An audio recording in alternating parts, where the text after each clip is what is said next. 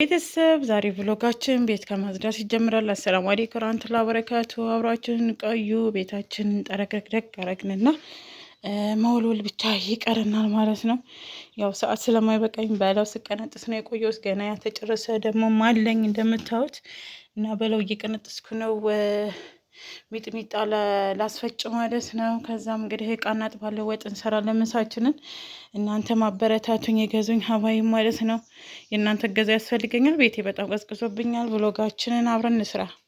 እዚህ ደግሞ እቃዎችን ልጠብ ማለት ነው። እቃችን በዚህ መልክ አለ። ትናንትና እንግዲህ እሰራለሁ ለምሳ ብዬ የገዛሁት ሀበሻ ጎመን ማለት ነው። እንግዲህ እንደምታዩት